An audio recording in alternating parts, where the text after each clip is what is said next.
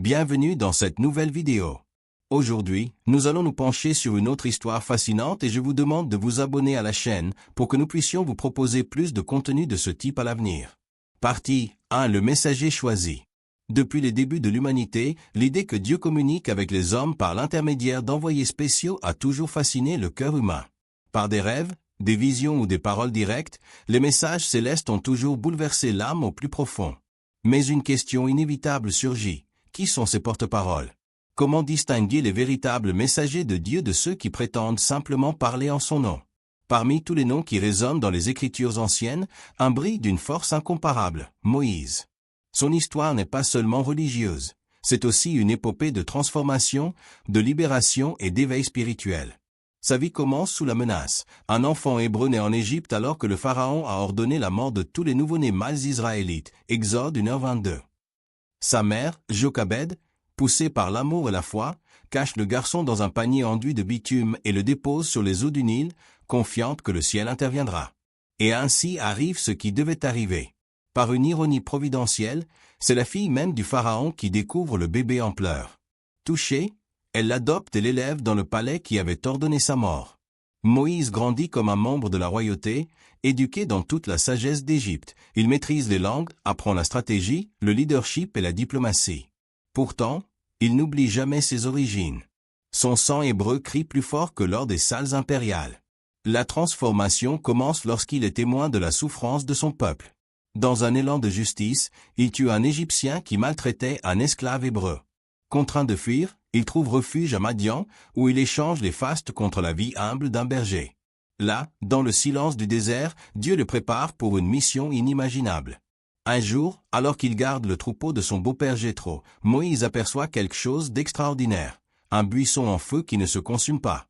Ce feu marque la rencontre avec le Dieu de ses ancêtres.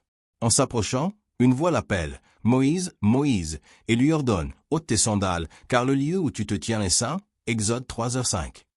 Du feu, le Très-Haut révèle son nom, « Je suis celui qui suis ».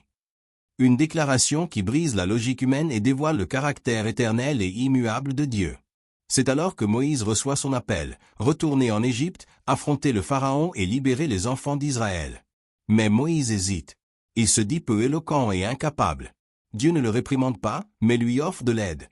Ton frère Aaron parlera pour toi. Exode 4, 14-16.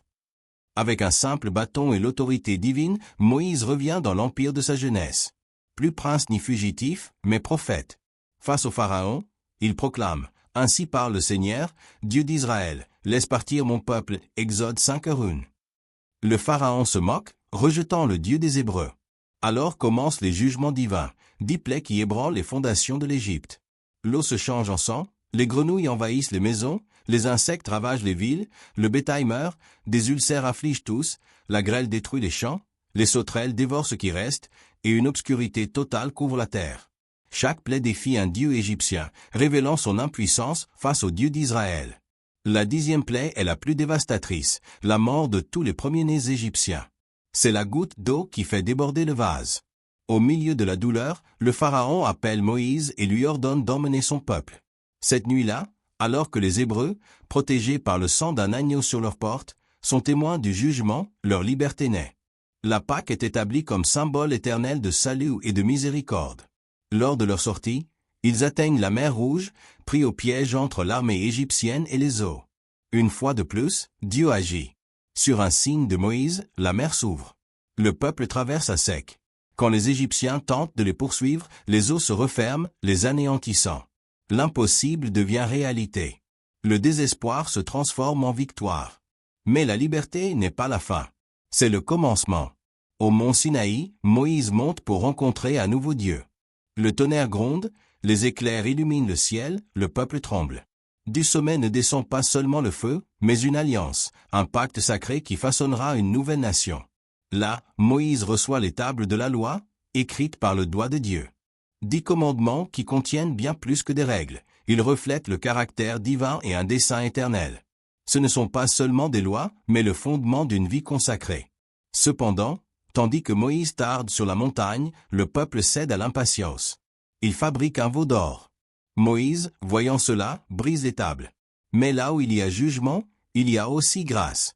Dieu lui permet de monter à nouveau et d'écrire la loi, guidé par lui. Pendant des siècles, des débats surgiront. Qui a réellement écrit la loi? Y avait-il plus de commandements? Quel était le message complet du Sinaï? Mais une vérité demeure. Dieu a choisi un homme, Moïse, pour servir de pont entre le ciel et la terre, pour prononcer l'ineffable, pour porter la voix de l'Éternel aux oreilles des hommes. Et son chemin n'a pas commencé par la puissance, mais par le doute. Pas par la confiance, mais par la peur. Pourtant, c'est par lui qu'un peuple est né et qu'un pacte s'est scellé, un pacte qui résonne encore à travers les siècles. Partie 2. La rencontre de Moïse avec Dieu et les 10 commandements. Lorsque Moïse monta sur le mont Sinaï, il le fit avec pour mission de recevoir de Dieu les instructions qui établiraient l'alliance entre le Seigneur et le peuple d'Israël. Là, Dieu lui remit les tables de la loi, contenant les 10 commandements piliers d'un code moral destiné à guider la vie du peuple. La première tablette traitait des responsabilités de l'homme envers Dieu, incluant l'adoration exclusive du Créateur et le respect de son nom. La seconde se concentrait sur les relations humaines, abordant la justice, l'honnêteté, le respect de la vie et de la propriété. Ces commandements visaient à fonder une société juste, basée sur la révérence envers Dieu. Ce que beaucoup ignorent, c'est que le Pentateuque, la Torah, regorge d'autres commandements au-delà des 10. Au total, on dénombre 613 préceptes, appelés mitzvot, que les Juifs doivent suivre pour vivre en harmonie avec la loi divine. Ces prescriptions, qui vont des rituels religieux aux questions sociales, constituent la base de la tradition juive et de la conduite morale du peuple d'Israël. Cependant, la remise des 10 commandements ne fut pas un événement isolé. Au fil de l'histoire, plusieurs civilisations ont développé des codes éthiques similaires. Hammurabi, roi de Babylone, monta lui aussi sur une montagne sacrée pour recevoir les lois des dieux, gravées dans la pierre, destinées à gouverner l'humanité. Des siècles plus tard, Mahomet, lors de son cheminement spirituel, recevrait des révélations divines sur une montagne. Ces similitudes soulèvent des questions. Moïse a-t-il copié ces codes ou représente-t-il simplement un archétype de leader choisi par Dieu pour transmettre ses lois? L'événement du mont Sinaï et les 10 commandements reçus par Moïse ne sont probablement pas apparus ex nihilo. L'histoire montre que l'Égypte et les civilisations mésopotamiennes possédaient déjà des codes juridiques semblables, comme celui d'Hammurabi, traitant de la propriété, de l'homicide et de la justice. La différence est qu'au Sinaï, ces lois furent proclamées directement par Dieu, faisant de Moïse un intermédiaire divin et non simplement un législateur humain. Lorsque Moïse descendit de la montagne et vit le peuple adorer un veau d'or, son indignation fut immense. Ceux qui venaient de recevoir l'alliance avec Dieu tombaient déjà dans l'idolâtrie. Dans sa colère, Moïse brisa les tables de la loi que Dieu avait écrites de son propre doigt, symbolisant ainsi la rupture de l'alliance entre Dieu et son peuple. Cet acte ne fut pas seulement symbolique, mais une représentation claire de la manière dont le péché et la désobéissance peuvent briser la relation sacrée établie. Après cet événement, Moïse remonta au mont Sinaï pour recevoir de nouvelles tables, cette fois écrites par lui-même sous la direction de Dieu. La différence entre les deux versions soulève des questions sur le processus de transmission de la loi. Les textes ont-ils été manipulés au fil du temps ou ont-ils été fidèlement enregistrés selon la volonté divine? Les versions canoniques, telles que celles présentes dans la Bible, sont-elles un reflet fidèle du message de Dieu ou ont-elles été modifiées par ceux qui les ont transmises? Bien que certains théologiens suggèrent que le processus de transmission a impliqué des altérations, la plupart des croyants affirment que, malgré d'éventuels changements, l'essence des lois divines reste intacte.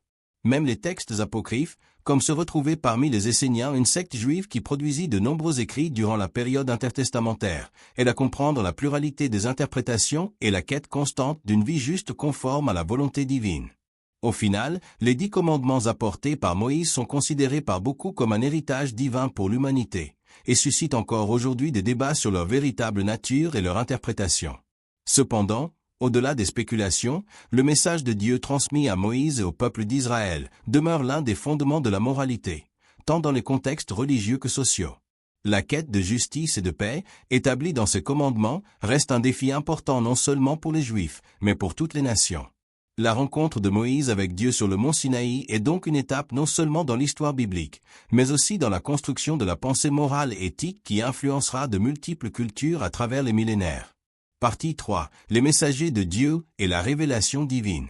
La Vierge Marie et la Bible nous enseignent que Dieu, dans sa miséricorde, communique avec son peuple par l'intermédiaire de messagers.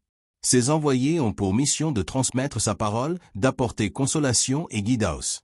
Depuis l'Ancien Testament, nous voyons comment Dieu s'adresse constamment à son peuple à travers les prophètes, leur envoyant des messages d'espérance, de conversion et de foi. De Moïse aux prophètes d'Israël, la communication divine était claire et intentionnelle. Moïse, le grand libérateur, reçut des instructions directes de Dieu sur le mont Sinaï. Ce n'était pas de simples lois, mais une directive céleste pour toute une nation, révélant la profondeur du soin et de la providence divine. Les prophètes tels qu'Ésaïe, Jérémie et Ézéchiel furent aussi des envoyés célestes, et leur mission variait. Parfois ils annonçaient le jugement, d'autres fois ils offraient consolation et restauration. Ce qu'ils partageaient tous, c'est une connexion directe avec Dieu et la responsabilité de parler en son nom à un monde souvent réticent à écouter.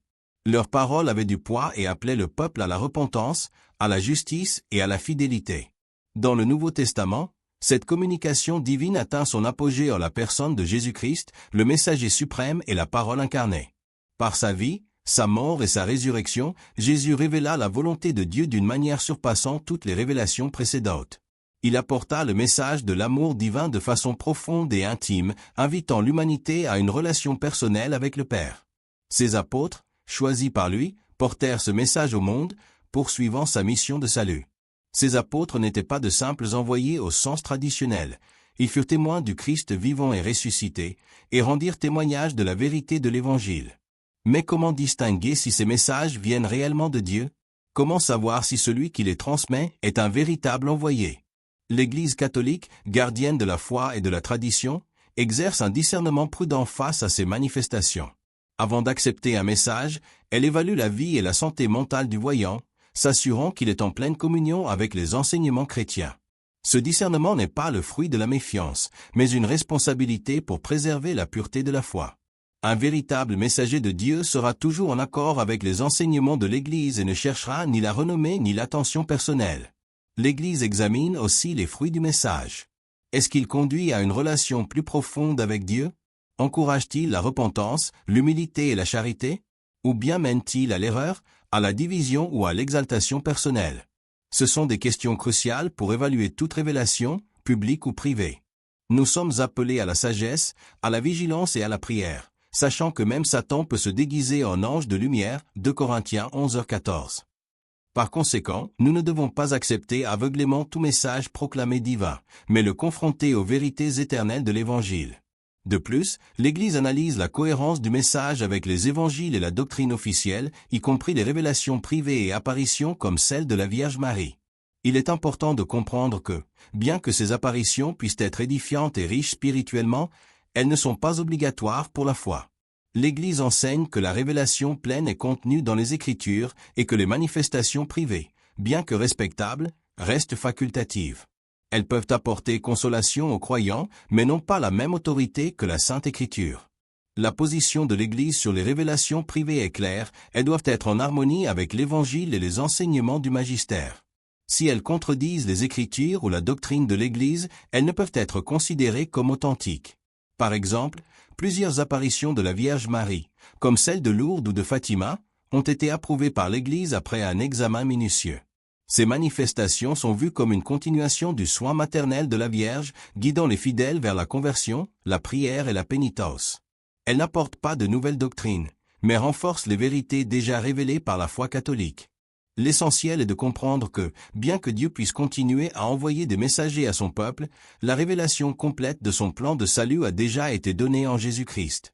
Comme le dit la lettre aux Hébreux, autrefois, Dieu s'est adressé à nos pères par les prophètes à plusieurs reprises et de diverses manières, mais en ces derniers temps, il nous a parlé par le Fils, Hébreux 1:1-2. Jésus est la plénitude de la révélation divine. Les Écritures, qui racontent sa vie et ses enseignements, contiennent tout ce qui est nécessaire au salut. Aucune nouvelle révélation ne peut s'ajouter ni surpasser ce qu'enseignent le Christ et les apôtres. Cependant, dans notre recherche du discernement, nous devons agir avec prudence. Nous sommes souvent confrontés à des affirmations d'apparitions divines et de révélations surnaturelles. Mais la Bible avertit, « Bien-aimés, ne croyez pas tout esprit, mais éprouvez les esprits, pour savoir s'ils sont de Dieu, car plusieurs faux prophètes sont venus dans le monde. » 1 Jean 4:1. Par conséquent, nous ne devons pas nous précipiter pour accepter tout message comme divin, surtout lorsqu'il y a des soupçons de manipulation ou de déformation. Dans un monde rempli de voix contradictoires, il est essentiel de se tourner vers la sagesse de l'Église et l'enseignement des Écritures. Les fidèles sont appelés à exercer le discernement spirituel en faisant confiance à l'Esprit Saint pour les guider vers la vérité. L'Église, en tant que corps du Christ, n'est pas seulement un refuge, mais aussi une boussole face aux multiples messages qui nous entourent aujourd'hui. L'importance de la prière personnelle et des sacrements dans ce processus de discernement ne peut être sous-estimée. C'est par la vie de prière, la participation à l'Eucharistie et au sacrement de réconciliation que nous affinons nos sens spirituels pour entendre la voix de Dieu. En restant proche du Christ dans les sacrements, nous sommes mieux préparés à reconnaître sa voix et comprendre sa volonté pour nos vies. Le rôle des messagers de Dieu est aussi de nous conduire à une communion plus profonde avec le Créateur. Ils ne sont pas là pour s'exalter eux-mêmes, mais pour nous orienter vers le but ultime, l'union avec Dieu. Cette union s'accomplit pleinement en Christ, qui est à la fois le messager et le message, la parole vivante de Dieu. En écoutant les envoyés célestes, rappelons-nous que leur but final est de nous conduire à Jésus, qui est le chemin, la vérité et la vie, Jean 14:6. Ainsi, les véritables envoyés de Dieu continuent leur mission en nous guidant vers une vie de prière, de service et de dévouement au royaume. Ils nous rappellent les vérités confiées à l'Église dès les premiers temps et nous appellent à rester fermes, même au milieu des distractions du monde. De cette manière, leurs paroles et leurs exemples nous aident à ne pas nous éloigner des promesses éternelles de l'Évangile. Pour conclure cette réflexion, gardons à l'esprit que l'Église, en discernant les révélations privées, cherche à nous aider à rester sur le chemin de la sainteté. Ce chemin ne repose pas sur des expériences extraordinaires ni sur de nouvelles doctrines, mais sur la fidélité aux Écritures, aux sacrements et à l'enseignement du Christ. Nous sommes appelés à le suivre avec un cœur sincère, confiant que le message de salut nous a déjà été donné par sa vie, sa mort et sa résurrection. Puissions-nous savoir écouter sa voix et celle de ses véritables messagers avec discernement, humilité et foi, vivant toujours selon sa volonté. Partie 4. La figure mystérieuse de Jésus et ses années de jeunesse. La figure de Jésus a toujours été entourée de mystères et d'interrogations, dont beaucoup restent encore aujourd'hui sujettes à débat. Ce n'est pas seulement son message, mais aussi son origine et son rôle dans divers mouvements historiques qui suscitent des discussions. Certains, par exemple, spéculent sur le rôle de Marie-Madeleine, l'alliant à une chef révolutionnaire ou même comme compagne de Jésus, suggérant que la figure de Jésus aurait pu être bien plus complexe que ce que transmet la tradition chrétienne. Avec le temps, d'autres questions émergent. Jésus fut-il simplement un homme ordinaire, doté de traits humains comme le sarcasme et l'irrévérence, ou fut-il véritablement le Fils de Dieu, comme proclament les Écritures? Les interrogations sur la véritable identité de Jésus, s'il fut un leader révolutionnaire, un maître spirituel ou le « Fils du Soleil », demeurent présentes. À Bethléem, lieu de naissance de Jésus, la tradition chrétienne marque le début d'une ère qui changerait à jamais l'histoire de l'humanité, mais il existe des divergences concernant le lieu exact de sa naissance. Les évangiles de Matthieu et Luc affirment que Jésus est né à Bethléem, tandis que Marc et Jean suggèrent Nazareth comme lieu d'origine. La Galilée, région d'où provenait Jésus, était marginalisée, souvent considérée comme périphérique par de nombreux Juifs, et la naissance à Bethléem, en tant que descendant de David, avait du sens pour l'accomplissement des prophéties messianiques. Mais le sujet du recensement décrété par César Auguste, qui obligea Joseph et Marie à se rendre de Nazareth à Bethléem, est également discuté par les historiens. Certains remettent en question l'existence de ce recensement et suggèrent que le récit pourrait être déformé, mettant en doute la date comme l'histoire de la naissance de Jésus. Le récit biblique évoque aussi qu'après la naissance de Jésus à Bethléem, Hérode le Grand, apprenant la naissance d'un roi des Juifs, ordonna la mort de tous les enfants de moins de 2 ans. Fuyant en Égypte, Jésus et sa famille retournèrent en Palestine après la mort d'Hérode, mais évitèrent Bethléem par crainte de la persécution du nouveau roi. L'absence de récit dans les évangiles sur l'enfance et la jeunesse de Jésus complique encore davantage la narration, laissant beaucoup se demander ce qui s'est réellement passé durant cette période. Fut-il élevé à Nazareth, comme le suggèrent les évangiles, ou vécut-il d'autres événements formateurs ailleurs? Au fil du temps, diverses traditions pas tout en accord avec les textes bibliques ont émergé, proposant différentes histoires et interprétations sur la vie de Jésus. Même avant sa naissance, la prophétie était déjà à l'œuvre. Par exemple, dans le livre d'Isaïe, on trouve une prophétie énigmatique sur la naissance d'un enfant qui serait une lumière pour les nations. Cette prophétie annonce la venue d'un enfant qui apporterait le salut au monde, un thème repris par l'ange dans le Nouveau Testament. Cette tension entre la précision historique et la foi théologique marque le débat sur la vie et la nature véritable de Jésus. La certitude de sa naissance est fondamentale, mais son histoire, sa mission, ses paroles, ses actes, révèlent bien plus que ce qu'aucun récit historique pourrait couvrir. Chapitre 5. Persécution et rébellion contre le système. Après certains événements marquants, la persécution envers Jésus s'intensifie rapidement. Dès le début, tant Hérode Antipas en Galilée que l'Empire romain perçoivent en lui une menace grandissante. L'Évangile de Marc, au chapitre 3, rapporte que les pharisiens s'allient aux partisans d'Hérode pour le faire disparaître. Dans ce climat tendu, Jésus évite les centres urbains, sauf une fois, son entrée à Jérusalem, qui prend des allures d'actes ouvertement subversifs envers les autorités religieuses et politiques. C'est dans ce contexte chaotique que la colère de Jésus se manifeste avec force. En entrant dans le temple, il chasse les changeurs d'argent et les marchands, renverse les tables et exprime avec fermeté son refus de la corruption religieuse et économique. Cet acte constitue une dénonciation directe du système d'oppression en place à Jérusalem. En parlant du figuier stérile, Jésus condamne symboliquement le temple, évoquant sa destruction comme image de l'échec spirituel. À mesure que son mouvement prend de l'ampleur, sa notoriété devient un fardeau. Les autorités se sentent menacées et planifient son élimination. Après avoir été trahi par Judas Iscariote, Jésus est arrêté dans le jardin de Gethsémani, un lieu chargé de sens, puis amené devant les autorités juives et romaines, sous l'œil de Ponce Pilate. Sa torture et sa crucifixion sont d'une cruauté extrême. Il est cloué sur une croix entre deux autres hommes, pas de simples voleurs, mais des individus qui, comme lui, avaient tenté de remettre en question l'ordre établi. Ce supplice, réservé aux insubordonnés, fait de Jésus un martyr d'un système impitoyable. Cependant, sa mort et sa résurrection bouleversent le monde. Le plus grand miracle n'est pas seulement d'avoir triomphé de la mort, mais d'avoir prouvé que le royaume de Dieu était déjà présent. Ses guérisons, ses prodiges rendre la vue, ressusciter les morts révélaient son identité divine, même si nombre de ses contemporains restaient dans l'incompréhension. Certaines théories évoquent également l'utilisation possible de substances psychoactives par Jésus, comme le cannabis.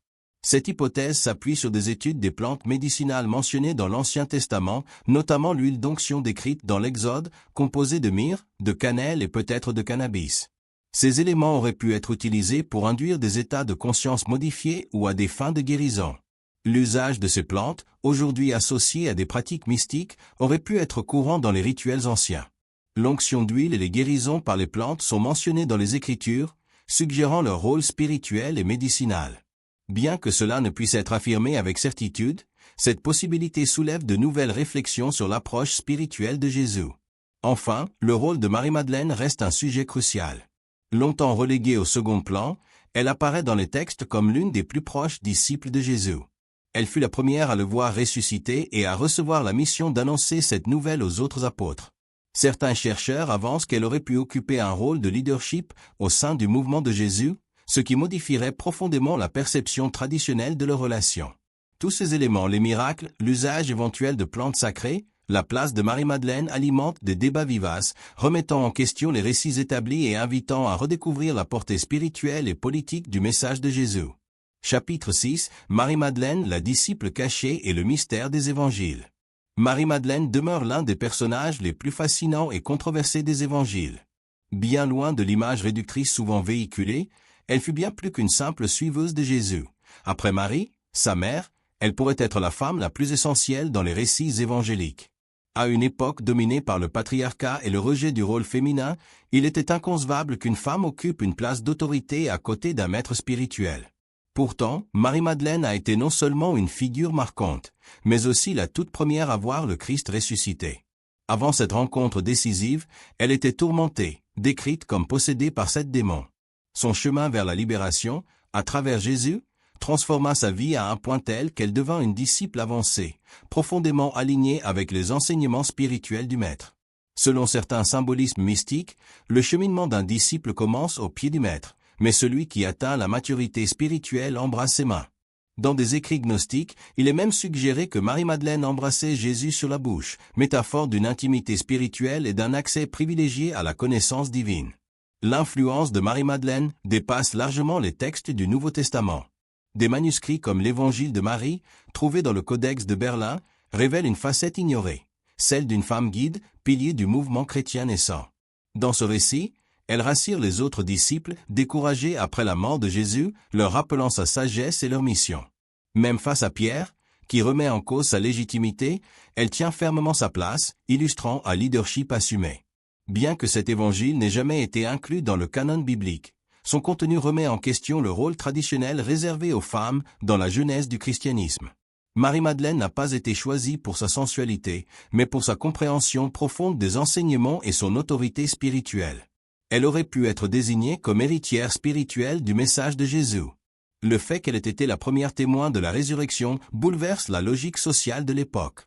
Jésus lui confia la révélation la plus bouleversante, sa victoire sur la mort. Un honneur immense accordé à une femme dans un monde où la parole féminine était souvent écartée. Ce choix divin souligne l'égalité fondamentale dans le royaume de Dieu.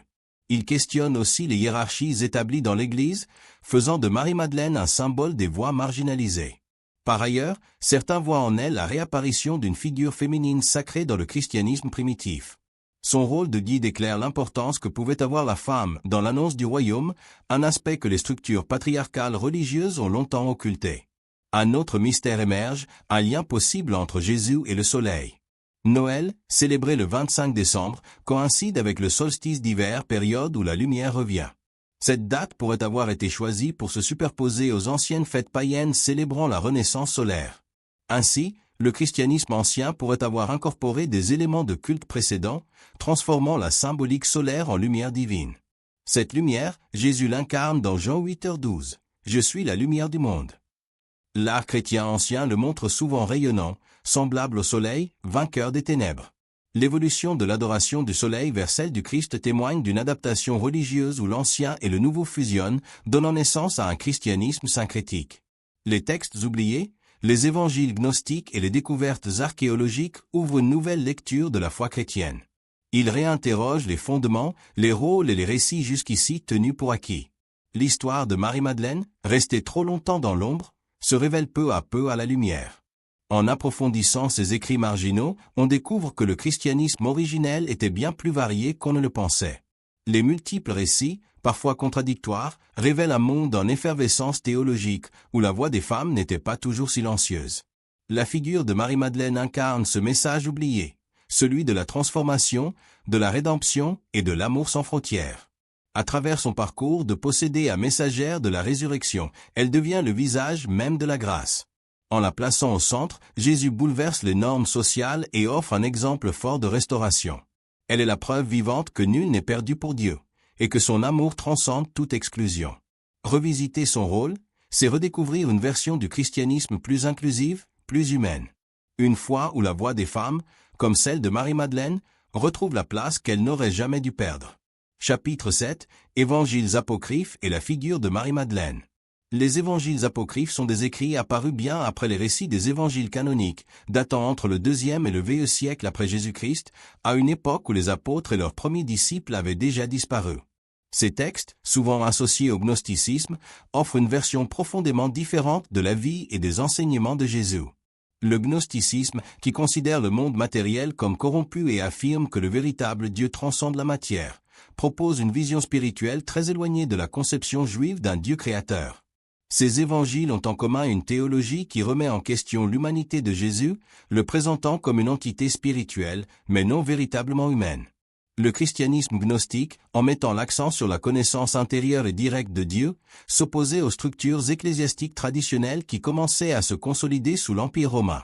Les premiers évêques, en posant les bases de l'orthodoxie chrétienne, ont qualifié ces écrits d'hérétiques et ont lancé une véritable persécution contre les gnostiques. Posséder ces évangiles devint un crime, et nombre de ces textes furent cachés ou détruits. Chapitre 8, le rôle de Judas et de Marie-Madeleine dans les évangiles apocryphes. La compréhension traditionnelle chrétienne de Judas et de Marie-Madeleine est profondément bouleversée lorsqu'on la confronte aux évangiles apocryphes, en particulier l'évangile de Judas et l'évangile de Marie, qui proposent des perspectives alternatives sur la vie de Jésus, sa mission et le rôle de ses disciples. L'évangile de Judas, du traître à l'élu. Dans les évangiles canoniques, Judas Iscariote est décrit comme le traître, celui qui livre Jésus aux autorités romaines, condamné à l'opprobre et à la damnation éternelle. Mais dans l'évangile de Judas, une toute autre vision émerge. Judas y est présenté non pas comme un traître, mais comme un collaborateur essentiel dans la réalisation du dessein divin. Il serait l'élu chargé de libérer Jésus de sa forme corporelle, jugée indigne de sa nature spirituelle. D'après ce texte, c'est Jésus lui-même qui révèle à Judas sa mission, lui conférant un rôle clé dans l'histoire du salut. Son acte de trahison devient ainsi un geste sacrificiel, conforme à la volonté divine, permettre à Jésus de transcender la matière et de s'élever spirituellement. En favorisant la crucifixion, Judas ouvrirait la voie à l'accomplissement de la prophétie. L'évangile de Judas reflète aussi la confrontation entre le gnosticisme et l'Église naissante. La croix y perd sa connotation de souffrance pour devenir un symbole mystique de libération de l'âme. La crucifixion est perçue comme une étape vers l'éternité, selon la doctrine gnostique de séparation entre l'âme et le corps. Marie-Madeleine, la disciple élue. Dans l'évangile de Marie, son image est profondément réhabilitée. Contrairement à la figure souvent réduite à celle d'une pécheresse repentie dans les évangiles officiels, elle y est reconnue comme une femme de grande sagesse spirituelle. Marie-Madeleine y apparaît comme la disciple préférée de Jésus, dotée d'une compréhension supérieure et d'un lien unique avec lui. Elle est parmi les rares à qui Jésus apparaît après la résurrection, et elle est la première à recevoir la mission d'annoncer cette révélation aux autres disciples. Ce rôle de leadership reflète les tensions au sein de l'Église primitive, où la présence des femmes dans les fonctions spirituelles fut peu à peu marginalisée. Dans les textes gnostiques, Marie devient une guide parmi les apôtres, poursuivant activement l'œuvre du Christ. Cet évangile révèle une époque du christianisme où le féminin avait une place importante, une vision qui sera progressivement effacée de l'histoire officielle de l'Église. Au fur et à mesure que le canon biblique se fermait et que les conciles établissaient l'orthodoxie, des figures comme Marie-Madeleine furent réduites au silence, leur influence spirituelle minimisée. La sagesse féminine et l'exclusion ecclésiastique. Avec l'institutionnalisation de l'Église dans l'Empire romain, les femmes furent écartées des fonctions de direction religieuse. Pourtant, dans les débuts du christianisme, elles jouèrent des rôles cruciaux dans les communautés chrétiennes, enseignant et dirigeant les églises domestiques. Après le concile de Nicée et la fixation des dogmes, leur voix fut étouffée. Marie-Madeleine, en tant que figure centrale dans les textes gnostiques, incarne cette sagesse divine et l'aspiration à une compréhension authentique du royaume de Dieu. Son rôle de disciple élu illustre une époque où la relation entre hommes et femmes dans la foi était pensée de manière plus équilibrée, avant que les divisions de genre ne s'imposent. L'évangile de Pierre et la résurrection mystique. L'évangile de Pierre, quant à lui, offre une version étendue de la résurrection, avec des détails absents des textes canoniques. Pierre y occupe un rôle plus central, et la résurrection est décrite avec une forte charge symbolique. Ce texte, découvert en 1886, insiste sur une lecture spirituelle et non simplement physique, de la crucifixion et de la résurrection. Il souligne la vision gnostique, selon laquelle le salut n'est pas un événement corporel, mais une transformation intérieure de l'âme. Comme l'évangile de Judas, l'évangile de Pierre illustre le conflit interne de l'Église primitive entre la tradition gnostique et l'orthodoxie émergente autour du mystère du Christ. Chapitre 9, l'évangile de Pierre et la résurrection. L'évangile de Pierre présente une version singulière de la crucifixion et de la résurrection de Jésus, incluant des éléments qui divergent nettement des récits bibliques traditionnels. Contrairement aux évangiles canoniques qui attribuent la condamnation de Jésus à Ponce Pilate et Hérode, ce texte propose une responsabilité différente, introduisant ainsi une narration alternative. Un des passages les plus saisissants est celui de la résurrection. Lorsque le centurion et ses soldats s'approchent du tombeau et sont témoins du miracle, le texte indique qu'ils furent frappés de stupeur au point de courir prévenir Pilate. Craignant d'être punis s'ils révélaient ce qu'ils avaient vu, ils supplièrent l'empereur de leur ordonner le silence. Pilate, effrayé, leur imposa de garder le secret. Cette scène évoque une volonté claire de dissimuler la résurrection, illustrant les obstacles auxquels les premiers chrétiens étaient confrontés pour témoigner de tels événements extraordinaires. Une interrogation centrale de ce récit est la nature de la résurrection. Est-elle physique ou uniquement spirituelle? Les évangiles canoniques insistent sur une résurrection corporelle, Jésus ressuscite en chair et en os, tandis que les gnostiques y voient une élévation purement spirituelle. Pour ces derniers, le salut réside dans la transformation intérieure, alors que le christianisme orthodoxe insiste sur la victoire physique sur la mort. Les évangiles canoniques ont été structurés à partir de traditions orales et d'influences théologiques multiples. Bien que leurs auteurs restent incertains, les textes de Matthieu, Marc, Luc et Jean se sont imposés grâce au poids des communautés qui les soutenaient. La diffusion de ces textes, entre la fin du 1er et le début du 2e siècle, s'est faite dans un climat de multiples interprétations de la vie de Jésus. Cette diversité reflète l'élasticité du christianisme primitif. La complexité doctrinale s'accentue après le concile de Nicée en 325, sous le règne de l'empereur Constantin. Ce concile avait pour but d'établir une version orthodoxe du christianisme et d'éliminer les courants concurrents. De nombreux écrits jugés hérétiques ou apocryphes, notamment les textes gnostiques, furent écartés, et l'Église catholique devint l'autorité religieuse dominante dans l'Empire romain. Constantin, après sa conversion, joua un rôle clé dans l'unification religieuse et politique de l'Empire. Il soutint activement l'Église, favorisant l'établissement d'un dogme officiel. Le choix des évangiles canoniques fut autant politique que théologique, répondant à une stratégie de centralisation de la foi chrétienne. De nombreux écrits alternatifs furent supprimés. Cette « guerre des idées » a permis l'affirmation de la doctrine orthodoxe au détriment du christianisme gnostique. Ce processus de canonisation laisse un héritage complexe. Certains s'interrogent encore, qu'en serait-il du christianisme si les textes gnostiques avaient été intégrés à la Bible? Celle-ci, telle que nous la connaissons aujourd'hui, est le fruit de longues controverses théologiques et de décisions politiques. Cependant, cette sélection n'efface pas les profondes questions soulevées par les Écritures, la justice divine, la punition, la rédemption. La Bible ne raconte pas uniquement l'amour et la paix, mais aussi la colère de Dieu, comme le montre l'épisode du déluge, où Dieu, regrettant d'avoir créé l'humanité, choisit de détruire presque toute vie, épargnant seulement Noé et sa famille. Le mythe de Noé et du déluge représente une relecture de la création. Il met en scène un Dieu qui, face à la corruption de l'homme, décide de tout recommencer à partir d'un reste juste. C'est un récit théologique profond qui invite à réfléchir sur la justice divine et les conséquences de nos actes face à Dieu. Partie 10. La colère de Dieu et le défi humain. Dieu ne peut tolérer la corruption totale ni la décadence morale de l'humanité. Après le déluge, une période de reconstruction a commencé, mais c'est alors que la ville de Babel est née. Une cité qui, par un acte d'orgueil extrême, est devenue le symbole d'un défi direct à la volonté divine. L'histoire de la tour de Babel révèle la tentative humaine d'atteindre le céleste, motivée par la fierté. Cette tour peut être associée à la célèbre structure de Babylone, reflet de vanité et d'arrogance. Elle fut érigée dans le but d'atteindre le ciel, un objectif qui dépasse les capacités humaines. Dans l'ancienne Mésopotamie et au Proche-Orient, les ziggourats, temples en forme de pyramide à degrés, étaient courants, certains comportant jusqu'à 7 niveaux. Ces constructions symbolisaient l'intention de se rapprocher du divin, car on croyait que les dieux habitaient les hauteurs. Pour les Israélites, cela constituait une idolâtrie. L'élévation de Babel représentait l'ambition de l'homme de s'égaliser à Dieu, ce qui était inacceptable pour le Créateur. Selon le récit biblique, cette construction provoqua la colère divine. Et ce n'était pas un événement isolé.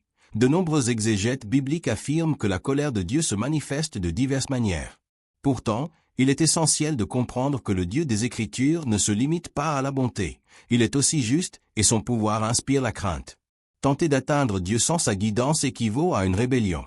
Il ne s'agit pas d'une croissance spirituelle authentique, mais d'une rivalité avec le Très-Haut. Ce défi, motivé par l'arrogance, déclenche la réponse divine. La tour de Babel illustre comment l'orgueil peut pousser l'homme à s'élever par ses propres mérites, comme ce fut le cas d'Adam et Ève lorsqu'ils désobéirent en quête d'une sagesse interdite. C'est le désir d'indépendance, de se savoir égal à Dieu, qui cause la chute. Cette impulsion à dominer le sacré et à atteindre l'inaccessible accompagne l'humanité depuis des siècles. Dans de nombreuses cultures anciennes, aspirer au divin faisait partie intégrante de leur spiritualité. Mais la Bible affirme clairement que toutes ces tentatives mènent à l'échec. L'homme est limité, et aucune œuvre humaine, si grandiose soit-elle, ne peut toucher à l'Éternel.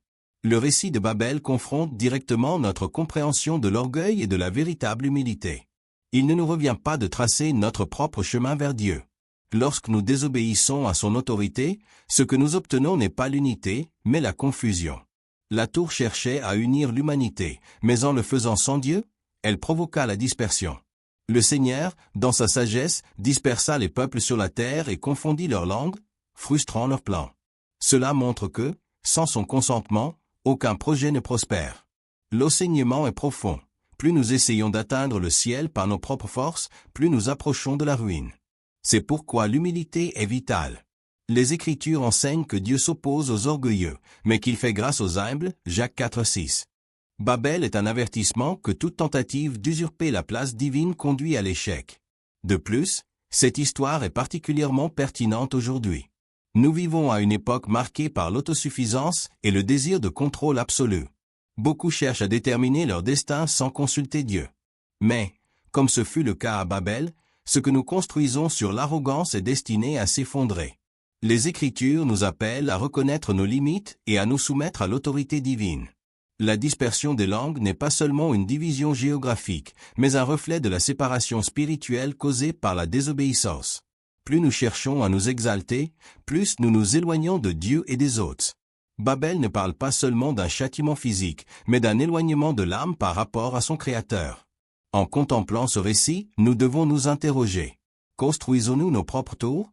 Cherchons-nous l'unité selon notre volonté, ou nous abandonnons-nous à celle de Dieu? Babel nous invite à reconsidérer le cap de nos ambitions et à reconnaître notre dépendance au Seigneur. C'est ainsi seulement que nous trouverons la véritable communion et le dessein que Dieu souhaite pour sa création. La tour de Babel reste un symbole puissant de l'orgueil humain et de l'inutilité de chercher Dieu sans lui. Elle sert d'avertissement sur les dangers de l'autosuffisance et de rappel de la valeur éternelle de l'humilité. Tandis que nous bâtissons nos vies et nos sociétés, n'oublions pas que le véritable succès ne vient que par l'obéissance humble à la volonté divine. Partie 11, la colère de Dieu et le chemin de Moïse. La Bible dévoile une relation complexe entre le Dieu de l'Ancien Testament et celui du Nouveau Testament. De nombreux chercheurs soutiennent que les manifestations divines dans l'Ancien Testament sont plus intenses et directes, telles que la colère et le châtiment, tandis que dans le Nouveau Testament, Dieu apparaît davantage centré sur l'amour et le pardon. Pourtant, il ne faut pas considérer cette distinction comme une dichotomie.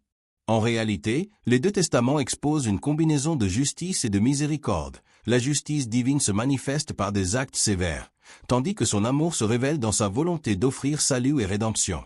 Interrogé sur le commandement le plus important, Jésus n'a pas rejeté les 10 commandements, mais a souligné 2 préceptes profondément enracinés dans l'Ancien Testament. Tu aimeras le Seigneur ton Dieu de tout ton cœur. Et tu aimeras ton prochain comme toi-même. Cette réponse met en lumière la continuité du message divin d'amour et de justice à travers toute la Bible, révélant que ces 2 attributs sont intimement liés dans la nature de Dieu. Un exemple puissant de la manifestation de la colère divine dans l'Ancien Testament est le récit des 10 plaies d'Égypte, raconté dans le livre de l'Exode. Cet épisode dépasse la simple série de punitions. Il représente l'affrontement entre 2 volontés, celle du Pharaon, symbole d'obstination et de paganisme, et celle de Dieu, agissant par Moïse pour libérer le peuple d'Israël de l'esclavage égyptien. Le but des plaies n'était pas uniquement punitif, mais destiné à briser la résistance du Pharaon pour qu'il libère enfin le peuple, accomplissant ainsi le dessein divin de délivrance. L'histoire des plaies est l'un des récits les plus marquants de la Bible. Les châtiments imposés par le Seigneur furent une réponse directe à l'arrogance du Pharaon et à son refus de reconnaître la puissance de Dieu. La première plaie transforma les eaux du Nil en sang. Un symbole profond puisque le Nil était l'un des éléments les plus sacrés de la culture égyptienne, essentiel à sa survie. Le transformer en sang signifiait rendre impur ce qui était vital. Le symbolisme est clair. Dieu démontrait sa suprématie sur ce que les Égyptiens vénéraient. Après cette première plaie, le cœur du Pharaon se durcit et il refusa de libérer le peuple. Dieu répondit par une série croissante de plaies, grenouilles, poux, mouches, puis des calamités encore plus dévastatrices, comme la mort du bétail. Chaque plaie incarnait la puissance divine sur les éléments naturels et les dieux égyptiens. Malgré la perte de ses richesses, le Pharaon résistait, ce qui provoqua l'intensification de la colère divine. À un moment donné, Dieu dit à Moïse que ces plaies atteindraient le cœur du Pharaon, le forçant à reconnaître qu'il n'y avait pas d'autre Dieu que le Seigneur. La progression des plaies visait à contraindre sa reddition, mais son entêtement grandissait. Le Pharaon tenta de négocier, mais ses promesses étaient vaines, et Dieu, dans sa colère, ne céda pas, insistant sur la libération du peuple. Parmi les plaies les plus dévastatrices, la mort du bétail menaça l'économie égyptienne et aggravait la crise. Pourtant, le Pharaon persistait. Ce processus culmina avec la dernière et plus terrifiante plaie, la mort des premiers-nés d'Égypte, un châtiment qui brisa finalement la résistance du Pharaon. Dieu avertit les Israélites de marquer leurs portes avec le sang d'un agneau, pour que le destructeur épargne leur maison, sauvant ainsi leurs enfants. Cette nuit, connue comme la Pâque, devint un symbole de la libération d'Israël et un rappel de la miséricorde divine au cœur de sa colère. Il est essentiel de comprendre que ces plaies n'étaient pas des punitions arbitraires, mais le reflet d'une guerre spirituelle entre le pouvoir divin et l'obstination du Pharaon. Dieu usa de ces plaies pour affirmer sa suprématie sur les forces du mal incarnées par l'Égypte et ses divinités. La délivrance du peuple d'Israël ne fut pas qu'une victoire politique, mais une manifestation du plan divin de salut. Ce récit soulève également des questions sur la nature de la colère de Dieu. Certains peuvent percevoir ces actions comme vindicatives ou excessives, mais elles s'inscrivent dans un dessein plus large de libération. Dieu, dans sa justice, agit pour briser le joug de l'oppression et apporter la liberté à son peuple. Ainsi, la colère divine n'est pas un caprice, mais une réponse nécessaire face à l'entêtement et au péché de l'Égypte. De plus, la Bible nous enseigne à ne pas juger hâtivement, comme Jésus le dit, « Ne jugez pas, afin de ne pas être jugés ». Cependant, dans l'Ancien Testament, la justice divine se manifeste souvent par des actions directes et parfois sévères, comme les plaies. Dieu agit avec miséricorde, mais sa justice requiert aussi une réaction contre le péché et la désobéissance. En méditant sur les 10 plaies d'Égypte, nous découvrons un récit complexe de libération, de colère et de rédemption. Elle révèle non seulement la puissance de Dieu, mais aussi sa patience, ayant offert maintes fois au Pharaon l'occasion de se repentir. Finalement, ce fut la décision du Pharaon et son défi à l'autorité divine qui entraînèrent une réponse dévastatrice mais nécessaire pour accomplir le dessein divin, la libération d'Israël. L'histoire de Moïse et des plaies nous enseigne la souveraineté de Dieu, le coût du péché et l'importance de reconnaître son autorité. Elle rappelle qu'en dépit de la sévérité de ses actes, le but ultime de Dieu fut toujours le salut et la restauration de son peuple. Partie finale, la colère de Dieu et la signification des plaies en Égypte. Au fil de l'histoire, les récits des plaies en Égypte ont été interprétés de différentes manières. Pour beaucoup, ces événements reflètent un Dieu puissant qui, en manifestant sa colère, a infligé des souffrances au peuple égyptien en signe de justice. Pourtant, cette vision de la colère divine soulève des questions complexes, surtout lorsqu'on réfléchit au rôle de Dieu dans l'histoire de l'humanité et à la manière dont il se manifeste face au mal et à l'oppression. Le Pharaon, dans son entêtement, refusa de libérer les Israélites de l'esclavage, ce qui eut des conséquences profondes. Mais dans le récit biblique, un aspect fondamental ressort toujours, le caractère paternel de Dieu. Même dans les moments de grande souffrance et de destruction, comme lors des plaies, Dieu ne cesse de montrer sa miséricorde. Son intervention vise à corriger le mal et l'oppression, sans pour autant cacher un aspect ferme et juste. Il est intéressant de noter que la Bible présente fréquemment Dieu comme celui qui corrige, punit, tout en étant aimant et miséricordieux. L'histoire de l'Exode, avec les plaies qui frappent l'Égypte, en est un exemple clair. Ce que beaucoup perçoivent comme une démonstration de violence divine pourrait en réalité être Dieu attirant l'attention sur l'oppression et l'injustice. La question est, regardons-nous vraiment l'histoire sous le bon angle? De nombreux chercheurs tentent d'expliquer les phénomènes survenus en Égypte par des causes scientifiques. Par exemple, certaines hypothèses suggèrent que les plaies pourraient être dues à des phénomènes naturels, comme un changement climatique favorisant une humidité accrue et l'apparition de nuisibles tels que mouches, moustiques, voire des maladies affectant le bétail. Cela pourrait être plausible physiquement. Toutefois, le texte biblique va au-delà de ces explications et nous présente un Dieu qui agit dans sa souveraineté, non pas comme une force naturelle, mais comme celui qui intervient activement dans l'histoire pour corriger le mal et promouvoir la justice.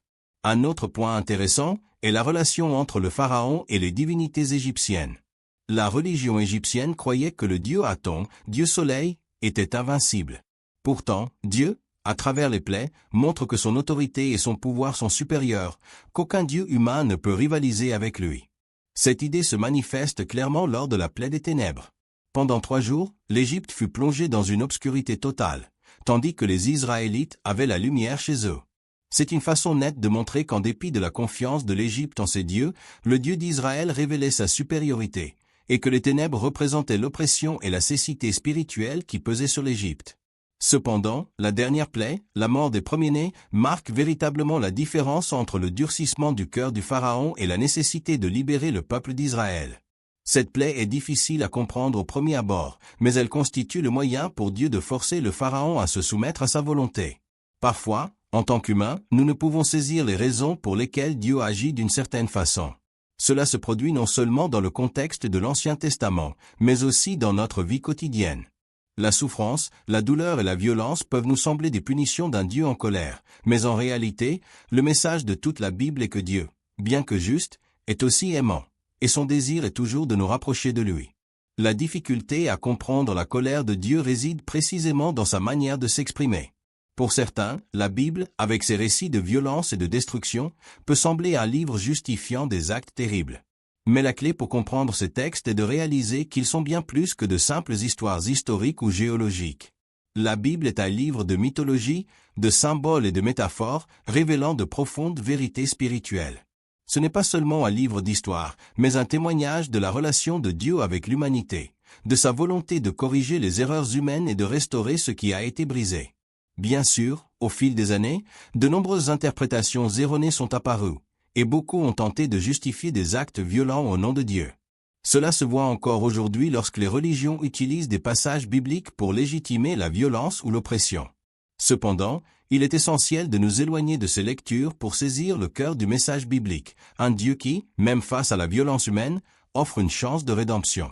Contrairement à ce que pensent beaucoup, la Bible ne promeut pas la violence, mais montre les conséquences du péché et la nécessité d'un changement. La leçon principale de l'Exode et des plaies en Égypte est que Dieu contrôle l'histoire.